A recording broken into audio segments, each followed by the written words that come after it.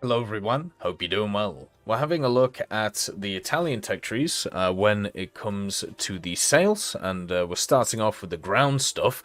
This time, we have a bunch of vehicles, like half are good and half are pretty poor. We start off with the L640. This is just a copy of the standard L640 with a different camo. The L640 is actually not that bad as a vehicle. It has access to this round here, the HVAP, which pens quite a lot with the autocannon. It's actually not a bad pickup if you're starting the tech tree and you want to try and get through it into like this area here, rank 2, because there is a few stinkers in this part. I actually prefer stuff like the AB41 though, and then also the AB43 just to have a bit of fun with. But at the same time, you know, if you're looking for a starter premium, it's not bad compared to a lot of them. The M1340 is pretty bad though, and the reason for this is it's way too high BR for its gun, which puts it in very awkward situations. The issue with a lot of these Italian vehicles, as you can see with these guns, the highest pen it has is 55, 46, 23. Well, if you go up against, let's say, I don't know, a B1 bit, or a B1 bis, or a B1 Ter, or any vehicle which has any modicum of armor, you are just going to get trounced. You're just going to get hammered by it because you just can't pen it, and that just sucks. So I really dislike this vehicle just because you cannot rely on the gun, and also all of its other characteristics are just weak, which aren't good either. You also have the M1441 4740, which has exactly the same issue. It's slightly higher BR. It obviously has the 13.2, which is quite nice, but the gun itself, only 70mm of penetration. Like, the fact that this thing can see stuff like M4, A3 105s, even after the BR changes, is nuts. And stuff like Stuarts, stuff like Crusaders, any vehicle like that is just a crazy waste of time for this vehicle. Like, you can see, it has 30mm of armor on the front, its engine power is weak, it's very slow to be able to get around the place, and also the transmission means it can't really go backwards, and the gun itself, like, it doesn't really have anything on it. It doesn't have a vertical stab, it doesn't have good penetration. Post-pen damage is fine, but, you know, good luck penetrating in the first place to do that post-pen damage. Then you got the Celere Sahariano, or however you say it. This thing is just a Crusader light, so it doesn't get access to scouting, since it's not seen as a light tank, which kind of sucks, but the vehicle is pretty mobile. For what it is. You know, you can see here you can go forward quite well, just can't really go backwards, so make sure to, once you're into battle, make sure you can get out. And once again, it has this wonderful AP shell at 2.7. Now, let's compare that to Sweden, which even at 1.0 has a 115mm pen round. Like, it's crazy when you think about it between the two vehicles. It does have good gun depression. Mobility means you can get into some nice places pretty quickly. And also the targeting speed isn't that bad for the BR. The reload rate is worse than pretty much all of the standard machines that you'll fight in this thing though. So yeah, it's not exactly a great vehicle. This one was a user created vehicle though, so a member of the community built this one, which is pretty cool. So if you want to support that side of things, it's definitely worth looking at.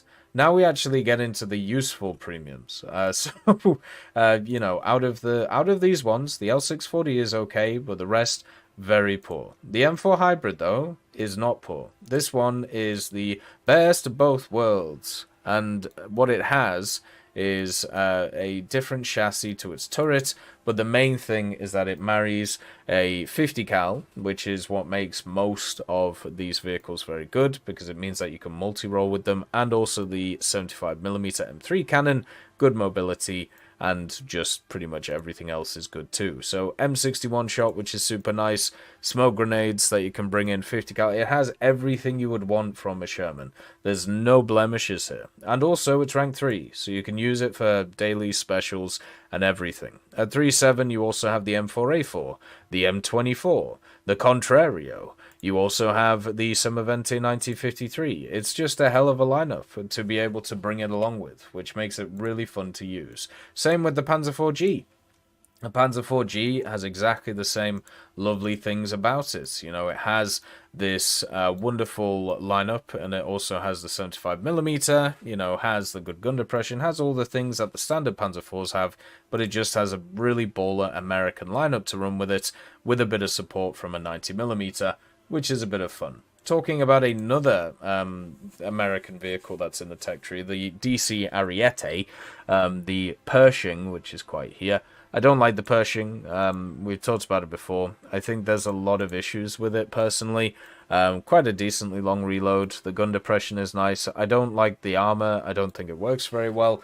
And also at the same time, even though it has a 50 cal, there are issues with its power when it comes to its gun. The M82 shot, if it pens, will destroy anything, but there will be a lot of times, especially since there's a lot of heavies around these BRs, which it just will not pen. It's always fun facing IS-3s in this thing, for example. Really enjoyable time. And since this is the Italian M26, you can face all of those wonderful American heavies that sit at 6.72, which will make your life a living hell. So I always think this one is a rough one to pick up because of that setup. You also have the M60A1 DC Ariete, though. This one isn't that bad. I actually think it's a vehicle which is quite nice. It's basically just the M60A1 without the stabilizer. It does have the shoot me spot of the cupola, which is obviously great in real life, but not in War Thunder. But yeah, it's a bog standard M60, doesn't have access to APFSDS, just has the heat FS, and right now the 8OBR is very crowded. There's a lot of very powerful 8.3, 8.7, and 9.0s, which you can face, so you're going to have to get used to that. But generally, I think it's fine. You know, it's a bog standard MBT. Everything on it works well. You know, that if it had other factors, it would be a higher BR. So I think it's fine. The armor's good. The mobility's good. The gun's good. Everything's fine with it. The only thing about it is when you actually have a look at the other vehicles at 8.0, do you actually take it as a firstborn, right? Like the OF40, I would say, is better than it, and so is the R3T106. So as a backup vehicle, it's pretty good, but usually what you want from premiums is a banger, right? You want something to be able to go out front and just annihilate things, and it's probably the third vehicle in that line to do that. Then you got the OF40 MTCA. This is just an OF40 with a boosted engine.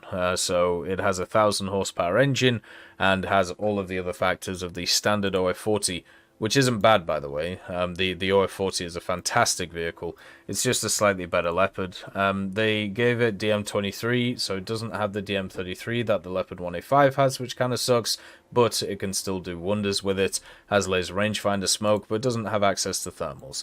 So you have a bunch of nice factors on the vehicle, and also the commander's optics isn't too bad. There is, you know, a few general things on the vehicle which make it really nice. The optics are pretty good, the gun is pretty good, the mobility is really nice, but yeah, a lack of thermals may be a turn off to most people, but for me, when it comes to this vehicle, I think it works completely fine without them. For aviation for Italy, there isn't any helicopters since the most recent one was added, the Mi-24P, but it isn't long enough time, basically. So all we have to have a look at is the kind of air forces or the airplanes. The first one is the CR-42CN. So I actually really like this biplane. I think it's super fun.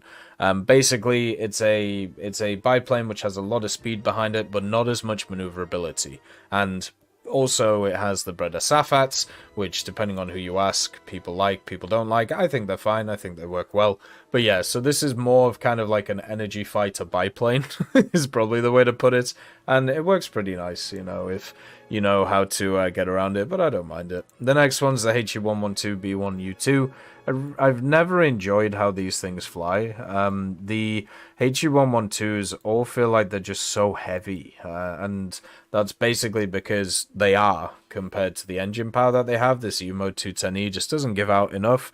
It has a massive armament, but once again, just we've said it a lot previously, these vehicles which don't have a lot of speed lose a lot of energy in the turn, but also don't have a lot, have a lot of armament but can't get on target, just don't really appeal to me that much, and that's basically what this is.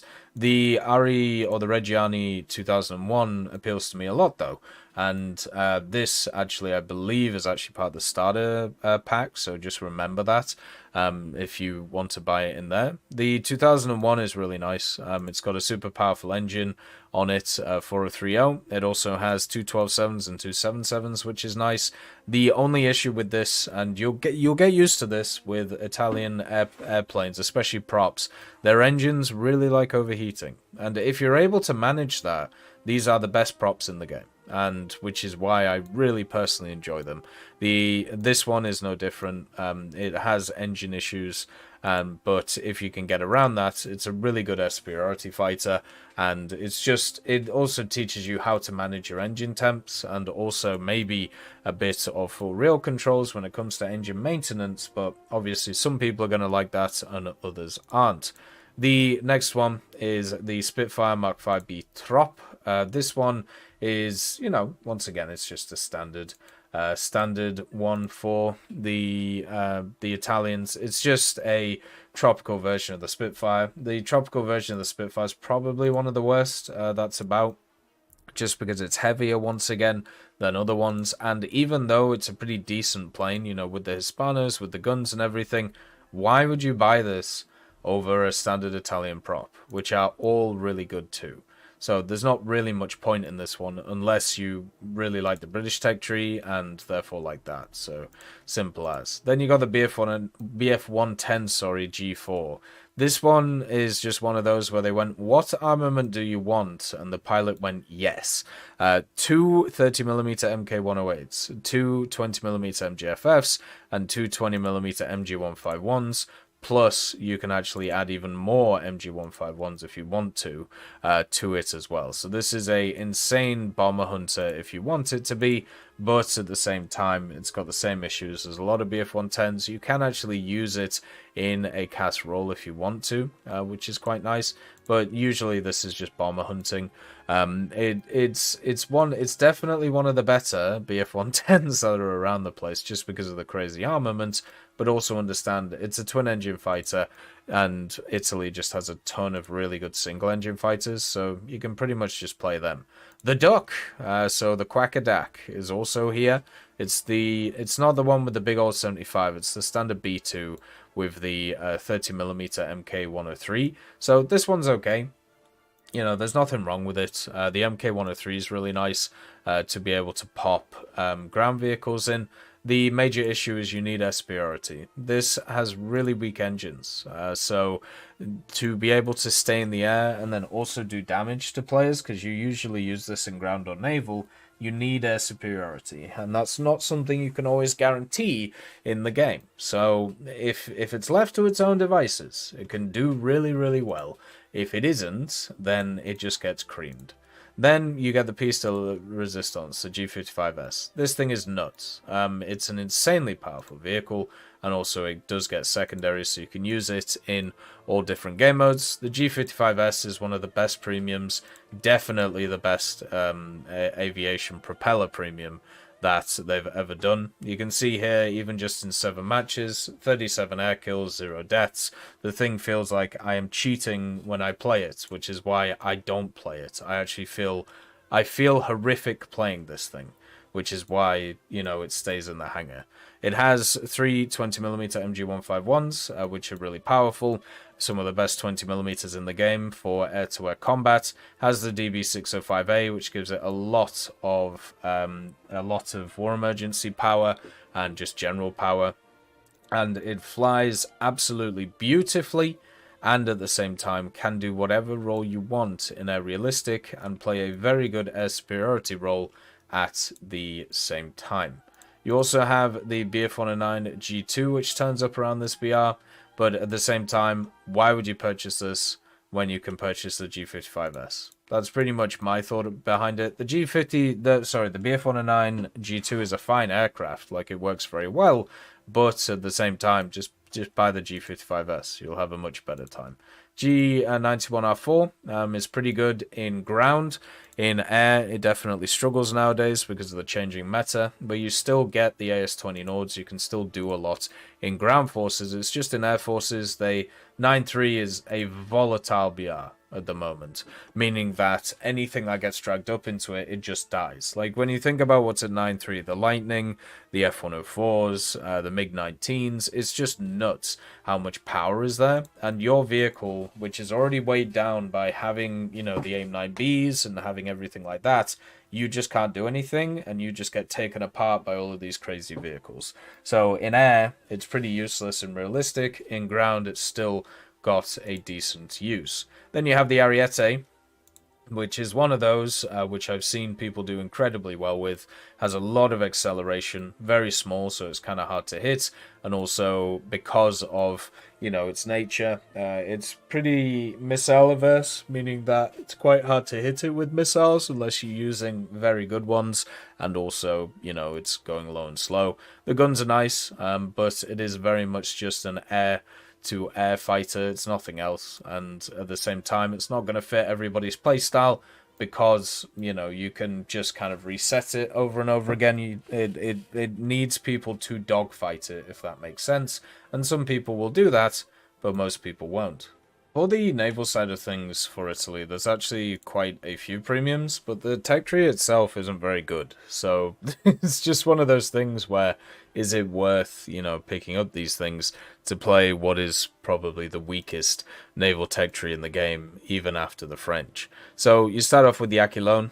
This is a 3-3 destroyer, which kind of shows you how weak it is, because most destroyers, when they start, are actually 3-7s. So you already start off with not exactly a banger in the turbine class. It has 2 sets of dual 120s. It also has 3 single 40s, and at least you get some AP, which is nice. But yeah, you have some of the worst reloads, worst survivability, generally just a really tough vehicle to play, so only really exists to get you boosted through this area, and I feel like if you're going to do that, you might as well get the Genieri to be able to do that. This is just more of an American style vehicle, so it has the 4 5-inch guns, which have a good fire rate on them.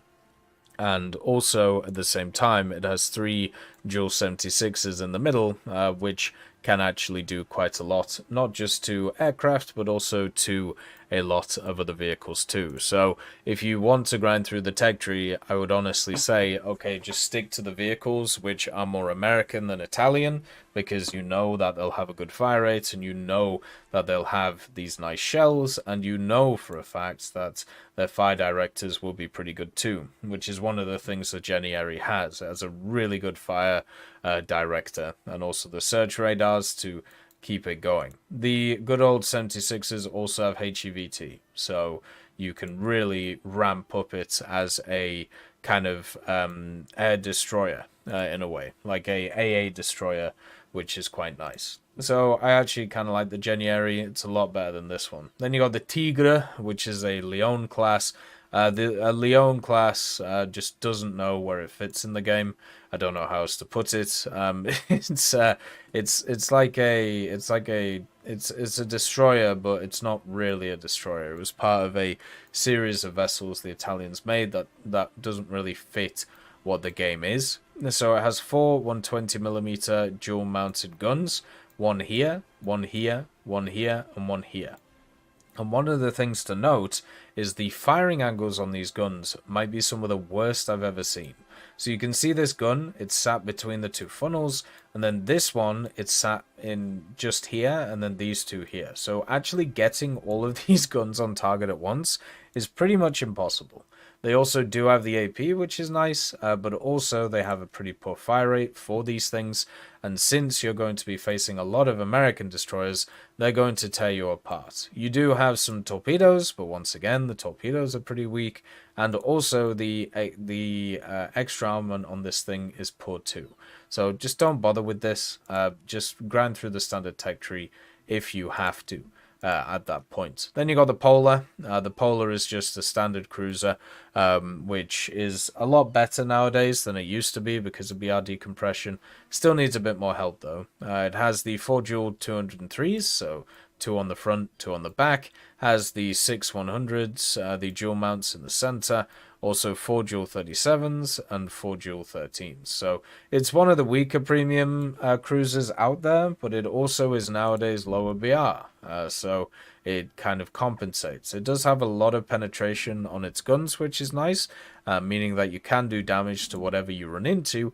And as I said, it's in a much better position than it used to be, which I think is very positive for the vehicle. So we'll have to see if it finally gets to a useful point. The MAS 569 is no good. It's just a vehicle which is pretty much the same as this one. It's actually worse than that one since it only has the 6.5mm turret on the back instead of the 20s. It's just rough. There's no point in it. Don't bother. Sorry, the 20 is here and then the other gun is here. But yeah, don't bother picking this up. Just grind through the tech tree and play these different things and then have a decent time with that. There's no point like in playing them. These ones, like they're all pretty weak, but at the same time the MAS is just a waste of time, even though it's super cheap. The MC485 is a battle pass vehicle, so you don't even get access to that. The Falaga. Now these ones are kind of interesting. So the Falaga, and then also the Gabbiano, which is the other one, which is they're part of the same class. They actually get a standard like kind of coastal spawn, but they have a 100mm donk gun. And I've seen a lot of these be incredibly tanky around the place, very similar to the German naval ship that's around. And they also have the 40mm dual Bofors on the back, so you can actually use this as kind of a coastal destroyer to be able to donk on those things. It just depends how effective you are at using the 100mm. This one actually doesn't. It actually works pretty well, especially with the good fire rate, nearly 10 rounds per minute, which is quite nice, and also the torpedoes and everything. Once you face destroyers, though, you'll just get nuked, but the idea is you take over the coastal area with a machine like this, and that is definitely possible. The next one is the Spaviero, which, I mean, is fun. It's okay. I've talked about it in the past where I've enjoyed playing it, but it's a very one-dimensional vehicle, and also since its survivability is a lot lower, I would actually prefer to have the PGO2 because of its gun. I think the 76mm is nice to have, but it doesn't fit the meta as well as some of the other vehicles that are around the place, and therefore it's kind of stuck between like two rooms. It's okay at dealing with coastal vehicles, you just have to be a bit accurate, but against destroyers it's completely worthless, whereas the minigun on something like the PGO2 has a lot more use against coastal vehicles, but also is still worthless against stuff like destroyers. So I think the Spaviero is fine. I would actually more look into the actual event vehicles if I wanted to grind out the Italian coastal side of things, because I think they're a lot better than the standard Tech Tree Premiums. As always, I hope you have a wonderful day, and I'll see you next time. I'd just like to thank Brendan Quinn, Vilneus, Character Fuel, Juan the Panda, Carrion Crow, Gus Irenicus, Pyman, Merciless Reaper, Orange Tail, Teddy, Daniel Stanton, Moxie, B. Young, Bareen, Peter Grayling, Alan Hacker, Sam Alslan, Uncle Bean, and Derek R., and also Lafouche for supporting the channel.